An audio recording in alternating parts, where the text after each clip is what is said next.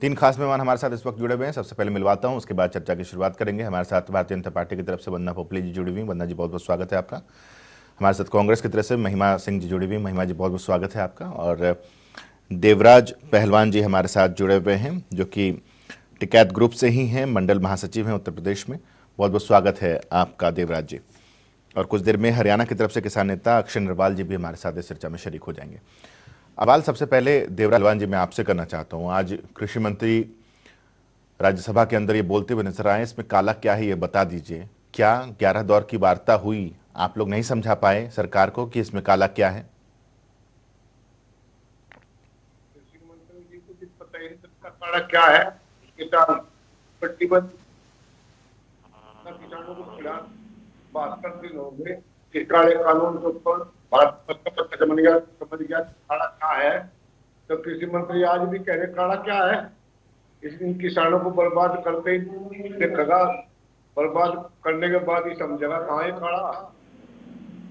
कृषि मंत्री जी को खुद देखना चाहिए था। मंत्री बन के किसानों के बारे में सोच विचार है नहीं। ठीक है।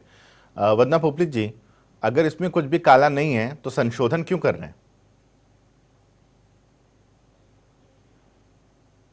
कांग्रेस के प्रवक्ताओं द्वारा और किसान नेताओं द्वारा पूछा जाता है। हमारी जो सरकार है वो किसानों की सरकार है। किसानों को अगर कहीं पर लगता है कुछ चीज सशक्त करने की आवश्यकता है तो हमने खुले मन से इसको स्वीकार किया कि अगर लगता है कि आप चेंजेस करना चाहते हैं तो हम उसके लिए तैयार हैं।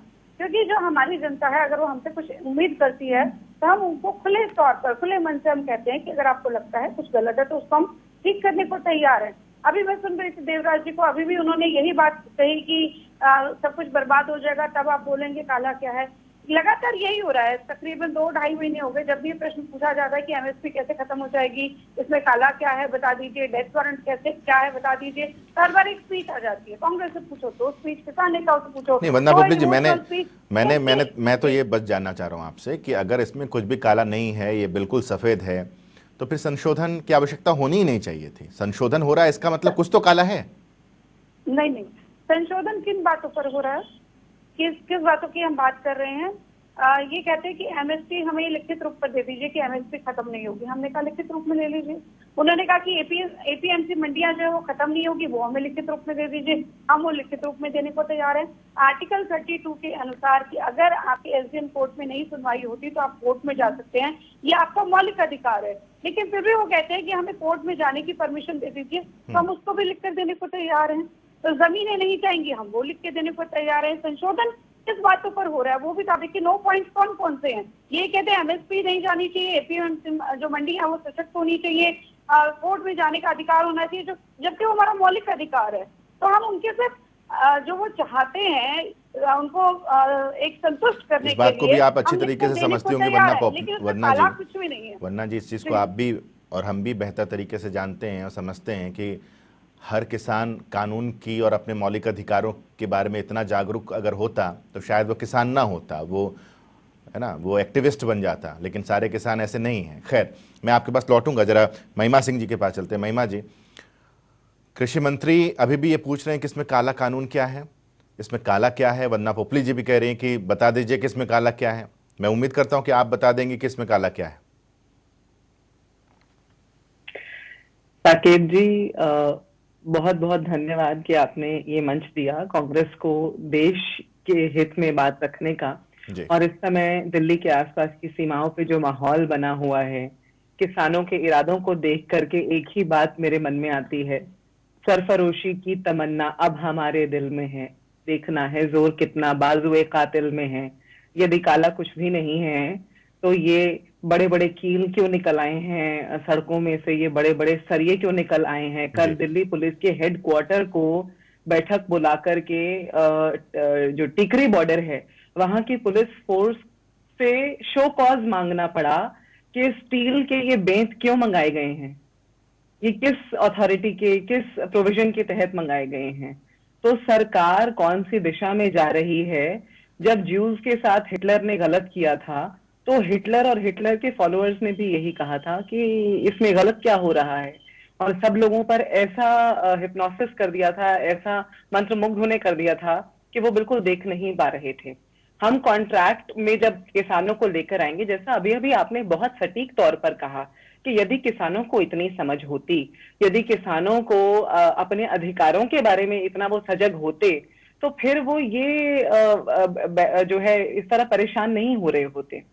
आप देखने वाली बात ये देखिए कि जब कॉन्ट्रैक्ट्स में आप और मेरे जैसे लोग भी एंटर करते हैं, और मैं तो पेशे से वकील होने के कारण आमतौर पे ऐसी परिस्थितियों से मुखातिब होती हूँ जी। जहां पर लोग कॉन्ट्रैक्ट एंटर कर लेते हैं और बहुत समय के बाद जब कहीं कोई डिस्प्यूट, कोई उसमें व्यवधान होता है, तब बात सामने आती है कि अरे इसमें ये शब्द लिख दिया गया था, अरे इसमें ये प्रोविजन दे दिया गया था, ये क्लॉज था, ये उसके ऊपर फिर सालों साल केसेस चलते रहते हैं। इस देश के जी। अंदर जितनी पेंडेंसी केसेस की है सभी उससे अवगत हैं। ठीक है। तो इसलिए काला तो इसमें ये है कि लाखों किसान बैठे हुए हैं, आवाज उठा रहे हैं और आप उनमें कीले दागने को तैयार हैं। ठीक है महिमा जी, मैं लौटता हूँ आपके पास। युद्धवीर जी किसान नेता हमारे साथ इस वक्त जुड़े हुए हैं। वंदना जी मैं लौट रहा हूँ, युद्धवीर जी का इंट्रोड्यूस कर देते हैं और बता भी देते हैं तमाम दर्शकों को कि युद्धवीर जी हर उस बैठक का हिस्सा रहे हैं जो सरकार के साथ हुई है। युद्धवीर जी स्वागत है आपका।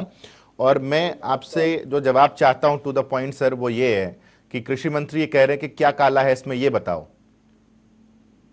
इसमें कृषि मंत्री जी कह रहे हैं क्या काला, वो तो विषय तो बहुत लंबा, लेकिन मैं कृषि मंत्री जी से पूछ रहा हूँ क्या सफेद है वो ऑर्डिनेंस से लाया गया, इससे प्रॉपर जो एक प्रोसेस है जो पार्लियामेंट्री एक जो हमारा सिस्टम है उसमें कोई भी बिल जब पार्लियामेंट में आता है तो सेलेक्ट कमेटी में जाता है, उसको भेजा जाता, उसमें चर्चा करते हैं तमाम पार्टियों के लोग, पब्लिक हियरिंग होती है, लोगों को बुलाया जाता है, उनकी ओपिनियन ली जाती है। ये बिल जून में ऑर्डिनेंस से लाया गया कोविड जैसे टाइम में, जब पूरा देश सदमे में था, इसको एकदम तुरंत पहले ही सेशन में टेबल किया गया ना, इसका ठीक है, लेकिन युद्धवीर जी इसको काला बिंदु तो नहीं कह सकते ना। काला बिल आपने लोगों से क्यों छुपाया, क्यों लोगों की ओपिनियन नहीं ली जिनके लिए बिल बना रहे हैं? कोई भी मतलब एक वो प्रक्रिया होती है कि डेमोक्रेटिक सिस्टम में ये नियम बना रखा कि तमाम पार्टियों के सांसद अपनी राय देके और तमाम लोगों की जो उससे कंसर्न है उनकी राय लेके उसके बाद टेबल किया जाता। क्या जल्दबाजी थी इन बिलों की? और जो बिल एक है जो अभी जो एसेंशियल कमोडिटी एक्ट की मैं आपको बात बताऊं 1955 में वो बना था, उसको बनवाने के लिए बहुत बड़ा आंदोलन हुआ था, लोगों ने कुर्बानियां दी थी क्योंकि उस टाइम भी होल्डिंग की समस्या थी। ये बिल 1955 में इस संघर्ष के बाद बना था कि ये कंज्यूमर को और प्रोड्यूसर को दोनों को सेफ करे, इसमें ये इसको मद्देनजर रख के बनाया गया था। और बेसिक तौर पे कंज्यूमर को तो बुरी तरह से एक्सप्लॉइट इसमें इसके माध्यम से किया जाएगा। जब चाहेंगे जिस चीज की चाहेंगे उसकी होल्डिंग करके उसकी कमी बाजार में पैदा की जाएगी आर्टिफिशियल, और बाजार में कमी पैदा करके कंज्यूमर को लूटा जाएगा। किससे पूछा? कंज्यूमर से पूछा, प्रोड्यूसर से पूछा, कोई बात ही नहीं हो रही है। आपने जो कर दिया वो ठीक है, दूसरा जो कह रहा है वो सब किसी के बरगलाए और बहकाए में आके कह रहे हैं, ये तो नहीं होता ना। जो आप कह रहे हैं वो भी ठीक होगा। आप किसी से की सुनना नहीं चाहते, कोई ओपिनियन देता, कोई आवाज उठाता तो उसको तरह तरह के उस पर तो युद्धवीर जी ये माना जाए कि एसेंशियल कम्युनिटी एक्ट को आप इसमें एक काला पॉइंट के तौर पर दर्ज करा रहे हैं, वरना पोपली जी जरा रिएक्शन दीजिए इस पर। देखिए सबसे पहले मैं महिमा जी की बात का जवाब देना अगर होल्डिंग है चाहूंगी। युद्धवीर जी एक सेकंड जरा रिप्लाई सुन लीजिए वरना पोपली जी का, उसके बाद तुरंत आ रहा हूं, अगला पॉइंट लूंगा आपसे। महिमा जी बार बार कोशिश करते हैं आप लोग ये सब जोड़ने की। हिटलर कौन था? तानाशाह था, डिक्टेटर था, और ज्यूज के साथ उसने क्यों किया? क्योंकि वो लोकतांत्रिक रूप से चुना नहीं गया था। आप एक ऐसा नेता जो लोकतांत्रिक रूप से चुना गया है, किसानों की ये सरकार है, आप उससे जोड़ने की कोशिश करते हैं। मुझे बहुत हैरानी होती है इस तरह की चीजें करना किस हद तक गिरेगी कांग्रेस, वो मुझे समझ नहीं आता। जहां तक आप अभी यहाँ पर बात कर रहे थे, आपसे पूछा गया कि काला क्या है, उसका आप जवाब नहीं दे पाए। बड़ी अच्छी से फिर से स्पीच दी आपने बात की कि कीले क्यों गाड़ दी गई। अरे कीले क्यों गाड़ी गई? 26 जनवरी को आपने कहा, किसानों ने कहा कि शांतिपूर्ण ढंग से जो है ये ट्रैक्टर यात्रा निकाली, लेकिन पूरे देश ने देखा कि क्या हाल हुआ। जो देश की राजधानी है उसमें किस तरह से पुलिस वालों पर अटैक हुआ। ठीक है वंदना जी आ जाते हैं मुद्दे पे। युद्धवीर जी ने कहा है कि एसेंशियल कम्युनिटी एक्ट जो है, उसमें भी आ जाती हूँ मैं। युद्धवीर जी कह रहे हैं कि उन्होंने प्रोसेस से प्रश्न उठाया कि प्रोसेस क्या है, काला वो भी नहीं बता पाए। अब पहले पे उन्होंने प्रश्न नहीं उठाया, दूसरे पे नहीं उठाया, उन्होंने प्रश्न उठाया तीसरे कानून पर जो कि एक संशोधन किया गया है उस पर ये प्रश्न उठा रहे हैं। युद्धवीर सिंह जी, यानी कि आप मानते हैं कि ना किसानों की जमीन जा रही है, ना एमएसपी को खतरा है, ना ही एपीएमसी मंडियों को खतरा है। आपने बात की एसेंशियल कमोडिटी एक्ट की। एसेंशियल कमोडिटी एक्ट में आप ये बात कर रहे हैं कि बहुत ज्यादा जो है एक आपने बहुत ज्यादा संघर्ष करके इसको लेकर आए थे। मैं आपको एक रिपोर्ट बताना चाहूंगी, हुड्डा कमेटी की रिपोर्ट थी, उसमें कहा गया था, स्पेशली पढ़कर बताना चाहूंगी, चैप्टर 7 में लिखा है इसके कि the use of essential commodity act should be made only in time of emergency, it should be made with the consultation of state. ये हुड्डा साहब कह रहे हैं, ये कांग्रेस कह रही है, और फिर हम कह रहे हैं कि एसेंशियल कमोडिटी एक्ट में हमने कैप लगाई हुई है, अगर लगता है कि रेट ज्यादा चले जाएंगे तो उसको हम कंट्रोल करेंगे। ये इमरजेंसी के लिए रखा गया है ना, वैसे तो इसको रखने की आवश्यकता नहीं। आप देखिए ना बफर स्टॉक कहाँ पर जा रहा है, लगातार भरे हुए। हम सुनते हैं कि किस तरह से गेहूं की बोरियां रखी हुई थी, उसमें पानी भर दिया गया, उसको बेचा गया बेढंगे तरीके से। क्या उसको रोकने की आवश्यकता नहीं है? जो अनाज है वो देश का खराब नहीं हो रहा, उसको देखने की वंदना जी एक बार काउंटर ले लेता हूँ युद्धवीर जी का, युद्धवीर जी का एक बार काउंटर ले लेता हूँ। युद्धवीर जी देखिए, ये आप इनको जानकारी शायद पूरी नहीं है।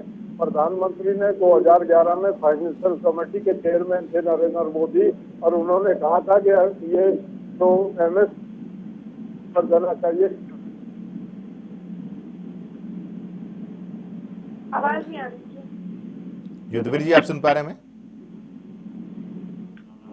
चलिए ठीक है, संपर्क शायद टूट गया उनसे। महिमा सिंह जी के पास वापस चलते हैं। महिमा जी, सवाल अब यही है कि जो वंदना पोपली जी कह रही हैं, जो मैंने भी पूछा था आपसे, कि एग्जैक्ट वो पॉइंट्स अगर आप रख पाएं इस चर्चा के दौरान कि जिससे हम ये कह सकते हैं कि हाँ नरेंद्र तोमर जी, ये कुछ ऐसे बिंदु हैं जिसकी वजह से ये 3 कृषि कानून जो है वो काले कानून हैं। साकेत जी, जो बात अभी अभी युद्धवीर जी ने कही वो पहले के डिबेट्स पे भी मैं कहती आई हूँ। देखिए, बिंदुवार चर्चा तो हुई ही है, 11 राउंड्स में हो चुकी है, और राउंड्स भी एक्सपेक्ट कर सकते हैं शायद हम। लेकिन बिंदुओं पे जो चर्चा हुई, उन बिंदुओं पे चर्चा करके इतने संशोधन उसमें आ गए। कोई 2-4 संशोधन की बात नहीं आई, इतने सारे संशोधन हैं। इसका मतलब यही है कि अपने बिना एक्सपर्ट्स की राय लिए, बिना समाज की, बिना किसान जो जुड़ा हुआ तबका है, किसानों का तबका, किसानों का वर्ग जो है, उनकी राय लिए बिना आपने जिन बिलों को अध्यादेश के माध्यम से लाया है, और जैसे युद्धवीर जी ने बताया कि बैकडोर एंट्री से इन बिलों को लाया गया, ये बात बहुत पहले बहुत बार मैं बताती रही हूँ। ये बैकडोर एंट्री से लाना ही अपने आप में संशय पैदा कर देता है साकेत जी। ये देखने वाली बात है कि कोई भी जो सही काम है, ये उसी तरह की बात है कि अब जैसे देश को 15-15 लाख रुपए मिल गए हैं अकाउंट में, ऐसे ही किसानों का भला भी हो जाएगा कल को। तो ये तो जो सारी जो प्रोपेगेंडा है इस सरकार का, वो बिल्कुल विजिबल हो चुका है, वो बिल्कुल प्रत्यक्ष है, उसमें कोई संशय वाली बात ही नहीं है। और बिंदुवार वाली बात जहां पर है, वो बिंदुवार बात तो सभी राउंड्स में हो ही रही है ना। लेकिन हम लोगों का तो पहले दिन से ऑब्जेक्शन यही है कि इसे बैकडोर से लाया गया, कोरोना काल में लाया गया। इसमें जो डीजल के दाम बढ़े हुए थे इमरजेंसी में, तो ऐसी अर्जेंट सिचुएशन में तो वो करना चाहिए था। ठीक है, जो किसानों को डीजल के दामों, महिमा जी एक बार रोक रहा हूँ आपको। अक्षय नरवाल जी हमारे साथ इस वक्त, ठीक है, एक सेकंड रोक रहा हूँ जरा। अक्षय नरवाल जी हमारे साथ जुड़ चुके हैं, जो कि प्रदेश अध्यक्ष हैं राष्ट्रीय किसान मजदूर संघ हरियाणा से। बहुत बहुत स्वागत है अक्षय नरवाल जी आपका। सवाल अब आपसे मेरा ये है कि क्या आप कुछ ऐसे चुनिंदा बिंदु रख पाएंगे जिसको हम कहें कि इसकी वजह से एक काला कानून है? देखिए, जैसे the farmer produce trade and commerce agreement, पहले कानून की अगर बात करें, उसमें किस तरीके से इन्होंने एपीएमसी एक्ट, हम मानते हैं उसमें सुधार की गुंजाइश है, लेकिन जिस तरीके से उन्होंने टैक्स की वो बात की जिस वजह से मंडियां खत्म होंगी। दूसरा, जो हम कोर्ट जाने की बात हो, नहीं, पहले पॉइंट पर आते हैं। एक सेकंड नरवाल साहब, पहले पॉइंट पर आते हैं। आप ये कह रहे हैं कि जिसकी वजह से मंडियां खत्म हो गई या खत्म हो जाएंगी, क्या कह रहे हैं आप? खत्म हो जाएंगी सर, जिस तरीके से। ये तो फिर वो आशंकाओं पर आंदोलन हो गया ना सर, कि ऐसा होगा तो ऐसा हो जाएगा, तो फिर ऐसा हो जाएगा, तो इसलिए हम आंदोलन कर रहे हैं। आप एक चीज दिखाइए साकेत जी, एक चीज समझने की चीज है। आप एक चीज देखिए, एक दुकान के ऊपर महंगी चीज मिलती है, एक के ऊपर बराबर में सस्ती चीज मिलती है, तो महंगे वाली तो अपने आप ही बंद होगी जब बराबर सामान दोनों जगह से मिल ठीक रहा है, है। वंदना पोपली जी से एक रिएक्शन लेता हूं इसका, उसके बाद अगले पॉइंट पर आ रहा हूं, उसके बाद देवराज जी आपके पास भी आऊंगा। ये वाला पॉइंट एक्सप्लेन करिए कि आप ये कह रहे हैं कि एक दुकान पर महंगी चीज मिलती है, एक दुकान पर सस्ती मिलती है। हम तो कह रहे हैं किसानों को अगर मंडी के बाहर अगर अच्छे दाम मिलते हैं तो वहां पर उसको बेचिए। तो ये तो फायदेमंद बात बता दी आपने कि किसानों के लिए फायदेमंद है।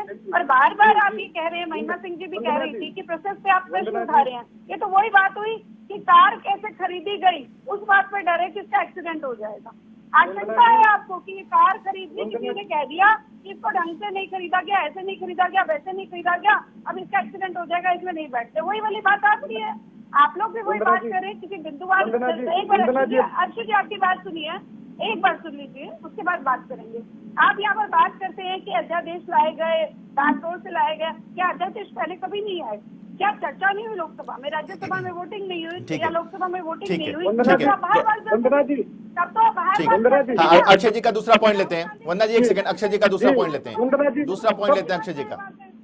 वंदना जी, सबसे पहले तो बीजेपी के साहस को मैं सलाम करता हूँ जो एक झूठी चीज को बार बार बोल के सच बनाने का अक्षय जी दूसरा पॉइंट बताइए, काला कानून क्यों है? दूसरा पॉइंट मेरी बात जी, दूसरा पॉइंट। देखिए साकेत जी, मैं पॉइंट पे आ रहा हूँ, मैं पॉइंट पे आ रहा हूँ आप साकेत जी। लेट से जुड़े हैं सर, 2 मिनट है अपने पास चर्चा में, सिर्फ 2 मिनट बचा जी, है। मैं वंदना जी, आप सुन लीजिए। अब मैं अपने पॉइंट पर हूँ, मैं ये चीज कह रहा हूँ, सरकार अपनी रिस्पॉन्सिबिलिटी अकाउंटेबिलिटी से क्यों भाग रही है? सरकार, आप एक चीज बताइए, जब किसी के पास पैन कार्ड होगा, आप सुन लीजिए मैम प्लीज, जब किसी कोई भी पैन कार्ड कहीं भी जाके किसान की फसल को खरीदता है, हमारे पास मंडी है, मंडी के अंदर खरीदी होगी, मंडी में पूरा रेगुलेट किया जाता, पूरा लाइसेंस होते हैं। सरकार ये चीज भी देख सकती है कि किस रेट पे कितनी खरीद हुई है आरसी के माध्यम से। और दूसरा, उसके बाद कोई भी कहीं भी अगर खरीदेगा, सरकार कैसे रेगुलेट करेगी? सरकार कैसे निगरानी रखेगी? सरकार की जो अकाउंटेबिलिटी रिस्पॉन्सिबिलिटी बनती है, ये कानून लेके वो सरकार अपनी रिस्पॉन्सिबिलिटी और ठीक है, जल्दी से रिएक्शन लेते हैं वंदना पोपली जी का। अक्षय जी, मुझे बड़ा अच्छा लगा आपने ये वाला पॉइंट यहाँ पर उठाया, और पूरे डिबेट में कहीं पर भी एक भी व्यक्ति ये नहीं कहा कि किसान की जमीन चली जाएगी। जिस आशंका को लेकर कांग्रेस ने इसका आंदोलन बना दिया, उसमें एक भी व्यक्ति ने नहीं कहा कि जमीन चली जाएगी। आप पैन कार्ड की यहाँ पर बात कर रहे हैं, मैं हरियाणा में बैठे हम लोग, मेरी फसल मेरा ब्यौरा में आपकी जो फसल उग रही है उसका भी आपको ब्यौरा देना पड़ेगा। हम सबको डिजिटलाइज कर रहे हैं, और फिर भी अगर आपको पैन कार्ड में कहीं पर ऐतराज लगता है कि पैन कार्ड भी जरूरी कर देना चाहिए, तो वो करने के लिए तैयार है सरकार। एक बार जरा देवराज जी का रिएक्शन लेते हैं। देवराज जी के पास चलते हैं। देवराज जी, कोई और पॉइंट आप एड ऑन करना चाहेंगे? देवराज जी, वंदना जी एक सेकंड प्लीज प्लीज। जी जी जी जी जी, जैसे वंदना जी कह रही थी जी, हेलो जी जी जी, वंदना जी कह रही थी कि कुछ ये बात है, अब जमीन चली जाएगी, वो करें। जब आपको इतना अच्छा लग रहा है, किसान 70 दिन से सड़क पर पड़े हैं, आपने इनकी समस्या का समाधान क्यों नहीं किया? क्यों किसान के ऊपर थोपना चाह रहे हो? 11 बार आपको बुला लिया, 11 बार बुला दिया, क्या अपमान करने के लिए बुलाया है? 11 बार 11 बार किसान का अपमान किया है बहन जी। आपके कंधों वंदना जी, वंदना जी पहले सुनो, ध्यान से सुनो, ध्यान से सुनो, ठीक है ठीक है, चलिए वक्त की कमी है, मैं माफी चाह रहा हूँ। कल भी बहुत बहुत शुक्रिया आप सभी खास मेहमानों का हमारे साथ इस चर्चा में शरीक होने के लिए बहुत बहुत शुक्रिया। अब ऐसे में सवाल यही है कि आखिर काला इसमें है क्या? कोशिश हमारी ये होगी कि आगे आने वाले दिनों में हम इस पर चर्चा और करें कि आखिर इन 3 कृषि कानूनों में काला क्या क्या है। अभी के पेशकश में इतना ही, छोटा सा ब्रेक, खबरों का सिलसिला